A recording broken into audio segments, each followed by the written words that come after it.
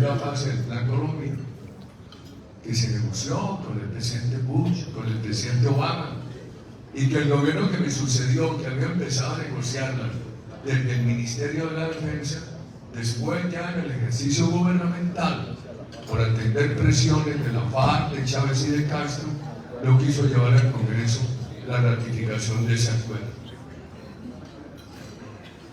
Ahí viene el tema de la paz. A nosotros nos dicen, entonces ustedes son guerreristas, enemigos de la paz. No. Ahí está José Félix, con el ELN, está Fabio Valencia, con las disidencias de la paz. Lo que parece la paz tiene que ser en serio. ¿Qué le vamos a decir nosotros al país? ¿Cómo va a ser el tema de seguridad y paz? Lo primero que tenemos que decir es que sin ejercicio de una política de seguridad con absoluta autoridad no va a haber paz. Y lo segundo, ¿qué hay que hacer en la legislación de beneficios a todas las organizaciones criminales organizadas que se desmovilicen? Los aceptan, tienen que aceptarlos. El país tiene que adoptar una legislación, revisar la legislación que hay y no tener más dudas de que es el único camino. Viene la droga, al alcalde de Cali le oí decir en estos días que es imposible la situación de la ciudad con 2.000 hectáreas de droga en Jamundí. Un país, cuando el gobierno mío terminó, ese año fueron al mercado 150 toneladas de coca, el año pasado 1.815. ¿Quién maneja eso? Y se necesita ese tema de la fumigación. Aquí, quienes de ustedes tienen experiencia en fumigación con drones en el sector agropecuario?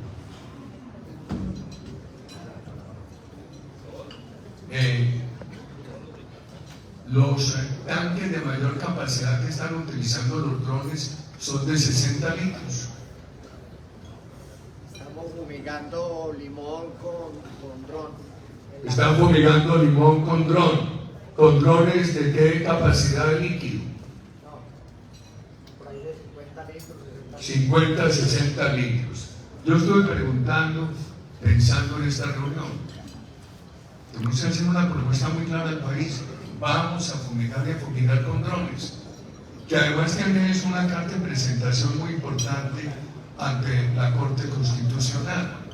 El dron puede fumigar a mucha menos altura, tener más precisión en la trayectoria y tener menos desviación en la trayectoria.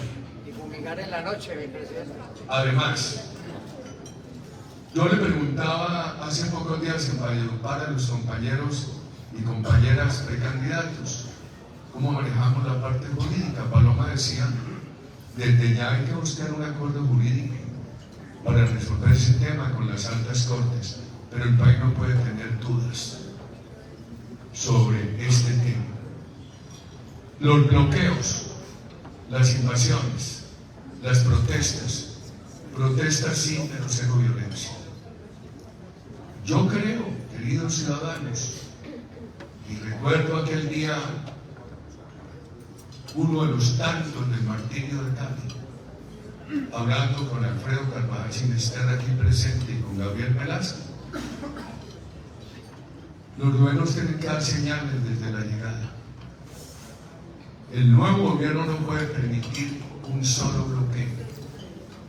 Si no se hubieran permitido esos bloqueos iniciales en la carretera Cali-Paz, Cali-Popayán, habría sido menos difícil de evitar la violencia en el paro nacional. Nosotros tenemos que decir, protesta sí, bloqueos no. Protesta sí, violencia no. Invasiones. Antes de que lleguen los invasores, tiene que llegar la fuerza pública a evitar que lleguen.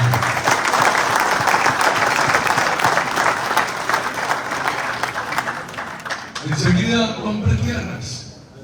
Nosotros no nos hemos opuesto a eso, a que se negocien unas tierras con proyectos productivos para resolver problemas del campesinado productor.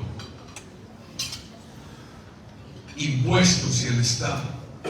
Este país tiene la mayor tasa de impuesto corporativo en la OCDE, 35%. Tiene que bajar a 26, 28, urgentemente, casi que de llegada. Y tiene este país un problema muy grave, que ya el impuesto a las personas naturales es muy alto. Con esa tarifa progresiva que está llegando al 38, también hay que reducirlo. Y miren lo que ha pasado con el predial. Cuando yo llegué a la presidencia, el predial valía rural 32 millones. Hace 2 años, cuando el presidente Petro llegó, valía 211. Al final del año 24, valía 390. ¿El país resiste eso? Aquí necesitaba un gobierno y una clase política con toda la verticalidad para decir que eso es imposible. Eso es expropiatorio, eso estimula, eso es para controlar una economía de narcotráfico y de especulación, pero destruye una economía productiva. Guarden en la mente esto, llega el presidente Petro con un predial rural de 211 billones, sin que conozcamos lo que pasa en el 2025, en el 2024 estaba en 390. Al país hay que hablarle con absoluta claridad y a tiempo, sin temores. Porque a mí me decían, joven, no hable de bajar impuestos, que eso es muy impopular, eso le cae mal a los pobres. No hablen de disminuir el impuesto predial. Con estos impuestos, ¿quién va a invertir en Colombia? ¿Quién va a generar empleo? A ver, podríamos hablar de muchas cosas, porque hay que dar una estabilidad en la inversión más allá de un periodo de gobierno. Se ha venido planteando por los compañeros. El gobierno nuestro tuvo la ley de estabilidad, pero solamente se firmaron 69 contratos y cometía el error de que exigía unas inversiones muy altas. Hay que hacerla más democrática, que cubra todas las inversiones que se hagan en el país.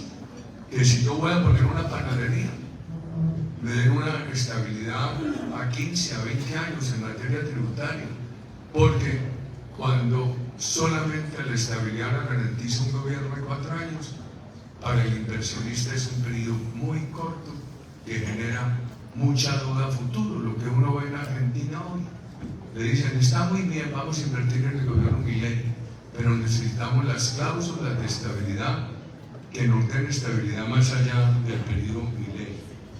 El tamaño del Estado. Toda esa burocracia que crearon en el acuerdo de paz de La Habana es innecesaria. El país se ha equivocado confundiendo el tamaño del Estado con las políticas públicas. Para atender los municipios pobres no se necesitaba ni acuerdo con la FARC y tampoco se necesitaba todas esas agencias que creó el Estado. Este partido tiene que empezar a hacer una gran pedagogía en Colombia. Que una cosa son nuestras políticas públicas para atender comunidades pobres, etc. Y otra cosa es nuestra política de que haya acciones con mucha menos burocracia. Este partido le tiene que empezar a proponer al país cómo va a hacer ese recorte a la llegada. El presidente Petro ha creado 10 embajadas, 24 consulados. Eso no consume la mayor parte del presupuesto, pero en esos niveles da muy mal ejemplo al país.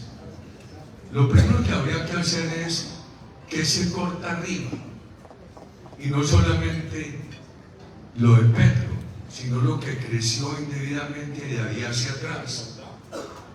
Y enseguida el gobierno del presidente Petro, Paloma, tú decías que ha agregado 30.000 burócratas. Esos 30.000 cargos hay que eliminarlos el día que se posesione el nuevo gobierno. Así de y revisar de ahí hacia atrás, porque esto no lo encontró el presidente Petro pequeño, ya lo habían crecido mucho. Les hago una pregunta, Oscar Darío, una cifra, ¿dónde está? ¿Cuánto vale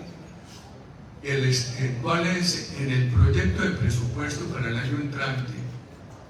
¿Cuánto es la cifra a la que aspira el gobierno? El anteproyecto está en 519 millones. 519 millones. ¿Eso cuánto representa frente al PIB? El PIB son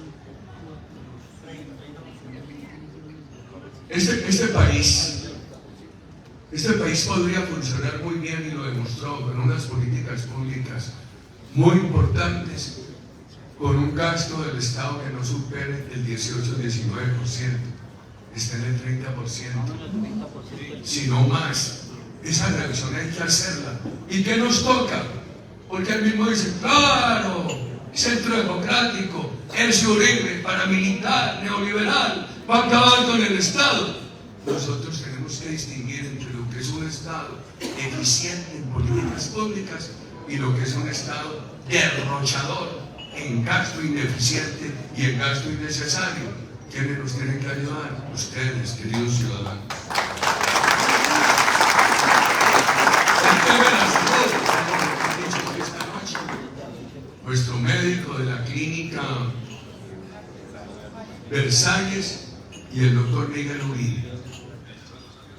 Yo diría que nuestra propuesta de salud es restablecer y mejorar. Todo este daño en Petro, y aspiramos que el daño no lo legitimen con la aprobación de la ley que él quiere, que nuestros parlamentarios, Honorio, Alinio, Andrés, el doctor Corso, puedan frenar la tentación de Petro de tener una ley de salud que legitime este daño. Ya lo decían quienes hablaron esta noche, hemos tenido un sistema mixto, solidario, es muy difícil en el mundo encontrar un sistema mixto con solidaridad. Siempre asimilaban que para tener solidaridad tenía que ser un sistema estatal, y eso lo que hizo fue crear en todo el mundo derroche, ineficiencias o vanas ilusiones como el sistema cubano. Nosotros tenemos que restablecer el sistema mixto y solidario. Tendrá una dificultad. Volverá a invertir el sector privado nacional e internacional en EPS, en hospitales. ¿Qué les vamos a ofrecer, a garantizar para que después de toda la desconfianza que ha destruido este gobierno vuelvan a tener confianza? Ahora hablaban aquí de Sanitas. Invertirá Sanitas. ¿Qué les va a proponer el nuevo gobierno? Un gobierno que ojalá pueda presidir uno de ustedes. Porque podemos tener la idea, pero si no hay la confianza de los inversionistas. Entonces los inversionistas dicen, ¿qué voy a invertir yo en aseguradoras de salud en Colombia, en hospitales privados, con lo que ha pasado? Ahí tenemos un reto. La idea de restablecer el sector mixto y solidario es clara, pero ¿cómo vamos a lograr que se hagan esos aportes de capital que se requieren, queridos ciudadanos? Y por supuesto mejorar, que hay que mejorar la atención preventiva, hágalo. Pero ¿para qué sirvieron los 15.000 promotores de salud del presidente Petro en la alcaldía de Bogotá? Para nada en salud. Se convirtieron simplemente en pregoneros de la candidatura del presidente Petro, que lo llevaron de una alcaldía de Bogotá muy mal calificada, que terminó con una aprobación del 26-28% a la presidencia de la República. Y nos quieren imponer en el país 200.000 promotores de salud simplemente para que sean agitadores de la política de este gobierno y de todos sus aliados. Es muy claro, el país no puede en esta época de la ciencia. Acabamos de escuchar al ciudadano que nos habló del tema de la tecnología, Antonio. sustituir la ciencia, la medicina digital, la prevención a través de la telemedicina por una burocracia ineficiente, costosa, politiquera. Y digamos con claridad, ¿qué es esto? Son malos alcaldes de Bogotá y se creen merecidos para ser presidentes de la República. Colombia no puede seguir premiando a los malos alcaldes de Bogotá con la presidencia de la República. Eso tiene razones de actualidad, queridos ciudadanos. El tema de las pensiones, Paloma, entre los servicios que usted le ha prestado a Colombia está esa demanda. Estamos a la espera de decir la Corte Constitucional que nosotros creemos que hay que unificar los dos sistemas, sí, que creemos en el sistema de pilares, sí, pero nosotros no podemos permitir que los ahorros de los colombianos los maneje un fondo público. Yo le pregunté mucho a mis compañeros del Congreso, dijeron, nos van a imponer ese fondo público. Estamos haciendo un esfuerzo para protegerlo. Y hace poco me decían en el Banco de la República, todos los proyectos de decreto del gobierno para reglamentar el fondo público, lo que quieren es encontrar vías para saquearlo. Entonces vamos a pasar de un país que ha ahorrado 80.000 millones de dólares, que son de propiedad de los trabajadores, a un país que se irá gastando ese ahorro y que no acumulará justamente por tener un gobierno estatista, derrochador, ineficiente, unas burocracias corruptas. Nosotros está bienvenido el sistema de pilares, pero todo administrado por el sector privado y con claridad, y devolverle los derechos a los jóvenes y los derechos a las mujeres. Es que a los jóvenes les dijeron, vean, ustedes tenían aquí una gran posibilidad de trabajar desde los 20 años hasta los 62 y de construir una gran pensión, pero ahora no van a poder tener sino esta pensión que le reglamenta el Estado. Y a las mujeres se les decía, y a los ciudadanos en general, ustedes pueden tener una pensión mínima con 1.150 semanas. Ahora tendrían que tener 1.300, por favor. Entonces eso implica 3 años más de edad. Y se refirieron ya al tema de la educación. Este país tiene un 27% de ninis, jóvenes que ni estudian ni trabajan. Paola inauguró ampliamente propuestas. Doña Esperanza, voy a referir solamente 2.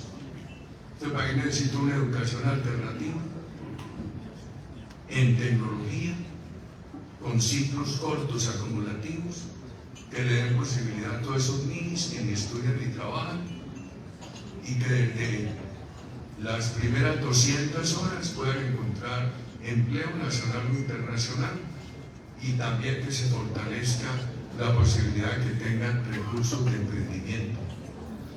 ¿Con quién hay que hacer eso? Con los colegios, con entidades privadas. Hay que reformar el SENA. El SENA lo acabaron. Era la mejor institución del país. Hoy tiene 43.000 burócratas controlados por unos sindicatos politiqueros. Y hay que decirle a Colombia claramente, el SENA es para la tecnología. Se decía antes que era la universidad de los pobres y lo convirtieron ahora en el sindicato de la izquierda politiquera. Y esto hablemoslo con claridad a estas alturas de la vida. Si uno más joven tenía restos para no detenerse ante los temores, ya a estas alturas de la vida hay que hablar sin temores de todo lo que Colombia necesita retomar, queridos ciudadanos. Y crear para sustituir el ICETEX ese fondo futuro, universidades aportando, sector privado aportando, sector público aportando, manejado por universidades privadas que financian a los sectores más pobres de la población, y eso puede reemplazar esta destrucción del ICETEX. Nosotros necesitamos empezar y se lo pedí esta semana al director del partido, a tener unos foros donde se diga: este es el borrador de nuestra propuesta de seguridad, este es el borrador de nuestra propuesta educativa. Por supuesto, la seguridad tiene que ser firme y serena.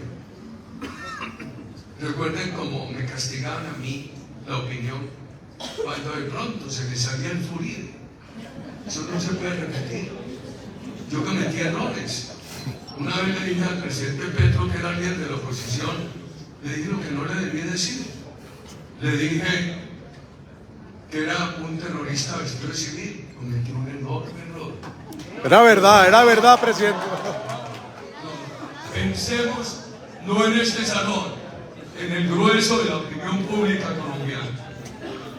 Y se lo digo con toda la experiencia.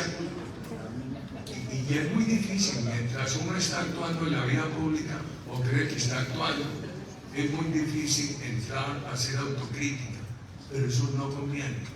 Si se pierde la serenidad, se pierde la fuerza que en buena parte se fundamenta en un alto y permanente apoyo de opinión pública, queridos ciudadanos. ¿Cómo debe ser el tratamiento de un gobierno nuestro a la oposición? Firme, claro, respetuoso. Yo veía esta semana dos discursos, el de Paloma, con unas explicaciones razonables, y dos señoras maltratando, una señora diciéndonos cínicos. Nosotros tenemos que decirle al país: tenemos unas ideas de gobierno. Si ganamos, las vamos a aplicar. Necesitamos las mayorías del Congreso para poderlas aplicar, pero la oposición puede tener toda la certeza de que habrá un gobierno y una bancada parlamentaria firme en sus ideas, pero totalmente respetuosa de la oposición. Y ese respeto tiene que llegar a los adjetivos, al lenguaje. El país necesita, y yo me autocritico en eso, cuando de pronto, cuando todavía tenía este perro del color original, se me disparaba el furide. El país necesita un lenguaje político ético, bello, estético. Es muy importante, y eso lo tiene que ofrecer un gobierno dirigido por uno de los nuestros. Las regiones. Nosotros tenemos que ofrecer un gobierno que sea capaz de atender todas las regiones, sin miramientos. No se puede detener. Aquel eligieron gobernador interino, y con las dificultades que había, yo trabajé con él como que fuera del grupo nuestro. Nosotros tenemos que decirle al país hoy: los 1.105 municipios de Colombia, los 32 departamentos, van a tener un gobierno que les va a dar la mano con todo cariño, independientemente de lo político de sus gobernadores. Porque el presidente Petro dio la señal que le iba a ayudar a unos gobernadores amigos, y uno recorrió el país y dice: no le ha ayudado ni a los amigos ni a los que él graduó de enemigos. Y entonces uno siempre siente mucha preocupación cuando la manera de responder a un voto en el Congreso de la República es decir que van a castigar al Valle del Cauca, que nada le han dado, pero ahora anuncian que lo van a castigar. Por favor, nosotros tenemos que ser muy claros en ese discurso ante el país, queridos ciudadanos. El presidente en ese discurso de Barranquilla me dice, valerosamente salió en la prensa del Atlántico a confrontarlo. El presidente dijo que la fuerza pública se tenía que quedar quieta ante la protesta. El problema es que la protesta que incendia al presidente Petro no es protesta democrática, sino violencia. Ya sabemos qué significa en su lenguaje, en sus actitudes, la protesta, el llamamiento a que el pueblo salga a las calles. Pero dijo algo muy grave. Además de decir que la fuerza pública no podía actuar, el presidente Petro dijo tienen que proteger tales bienes De la clase media. Los bienes de los otros, de los que quedaron por fuera de ese discurso. ¿Qué va a pasar con ellos? ¿Qué va a pasar con las personas que en ese discurso no quedaron en el grupo de los protegidos? ¿Qué va a pasar con los bienes de las personas que en ese discurso no quedaron en el grupo de los protegidos? ¿Qué nos toca hacer? Pensemos. Yo creo que lo primero que tenemos que hacer es un reclamo colectivo de millones y millones de colombianos para recordar la tarea constitucional de la fuerza pública. Que la fuerza pública le tiene que obedecer al presidente, primero a la Constitución. El deber de la fuerza pública, el deber constitucional es la protección de los ciudadanos. Yo les vengo a pedir a ustedes, desde ya hablen con la policía, con el ejército, con la justicia. Digan que nosotros no les pedimos nada distinto, nosotros no estamos pidiendo golpe de Estado. Nosotros lo único que estamos pidiendo es que ustedes ante esta amenaza del gobierno cumplan con la Constitución y nos protejan.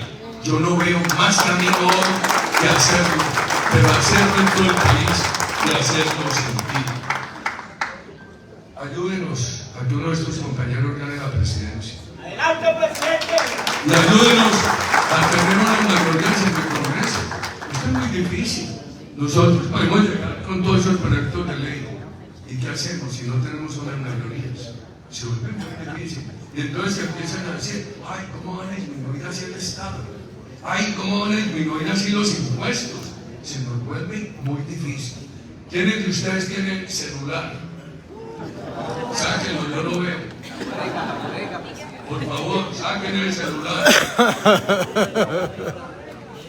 Porque han dicho mucho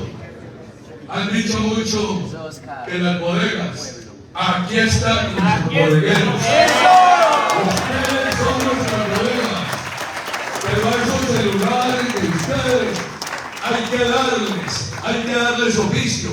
Por favor, ayúdenos a alimentar estas tesis, ayúdenos a difundirlas. Trabajen un día, unas horitas al día con celular, como bodegueros de estas tesis que nosotros estamos construyendo con todos los colombianos. Y al estallido social, el estallido democrático. Un estallido electoral. A mí me preguntó alguien, vamos a ganar en el Valle del Cauca, estamos proscritos. Tenía que venir al Valle del Cauca y andar por ahí por los aleros. Entonces me dijo, pero si la economía le fue muy bien, sí, destruyeron el 36%. Y no nos quieren ni los ricos, ni los pobres, ni la clase media. Ay, ¿por qué a los ricos les fue muy bien? Les destruyeron el 36%. Y estamos proscritos. Entonces, en la recuperación depende de nuestra voluntad, de nuestro ejercicio, de la retroalimentación de ustedes y de lo que ustedes nos puedan ayudar en la difusión. Cada uno de ustedes tiene que ser, el bodeguero es el difusor. El bodeguero es el que nos tiene que ayudar a construir y a mejorar. Hombre, aquí hay 200, 300 personas. ¿Quién de los aquí presentes no tiene un celular inteligente? Levanten la mano. Aquí hay 300 bodegueros. Aquí hay 300 bodegueros. Y en todas partes es lo que tenemos que hacer. Entonces ustedes vieron, yo recuerdo aquel día de fiesta, hablando con el doctor Alfredo Carvajal, con Gabriel Velasco, el problema en País, en una parte, en la otra. Y recordé yo, sí, el joven tiene arresto, yo no estaba vivo todavía, vieron una noche, van a destruir a Cali. Y ahí mismo me vine de la presidencia para acá, me monté en un puente a discutir. Se discutió, hasta me insultaron. Afortunadamente no insultó, pero se evitó que hubiera violencia sobre Cali. Queridos amigos, a toda esta convocatoria de violencia y el rompimiento institucional del presidente, hay que oponerle las bodegas democráticas de los colombianos que pensamos diferentes. Cada uno de ustedes tiene que convocar a sus trabajadores. Hoy tenemos esta posibilidad con Jairo de un gran acuerdo con sindicatos del Valle del Cauca a desatender el llamado del presidente, que es el llamado de la violencia. Cada uno de ustedes tiene que hablar con la fuerza pública para decirles: usted lo ve ser el presidente, pero por encima está la Constitución. Aquí no estamos pidiendo nosotros que haya golpe de Estado. Aquí lo que estamos pidiendo es que no se cumpla la orden del presidente en Barranquilla de proteger solamente los bienes de unos ciudadanos, que implícitamente significa que van a arrasar con los bienes de los otros ciudadanos. Entonces, lo que le pedimos a la fuerza pública es cumplir su deber constitucional. Ya, pero ustedes lo tienen que conversar con ellos. No esperemos que el gobierno lo haga. Todo aquel que tenga la posibilidad de hablar con los militares, con los policías, digámosles cariñosamente: la Constitución. Nosotros no pedimos más protección que aquella que nos da la Constitución. No pedimos más acción de ustedes que aquella acción que deriva de la Constitución. Así el presidente quiera violar la Constitución en perjuicio de un grueso número de ciudadanos. Y él convocando al estallido social, que significa violencia, destrucción de carros, exposición de jóvenes a la violencia, exposición de las policías a que los lesionen, y nosotros convocando al estallido democrático para que en las elecciones del año entrante lo único que resulte quebrado son las urnas por el abultado depósito de votos en favor de las tesis que defendemos. Gracias, Cristian, y gracias a todos ustedes.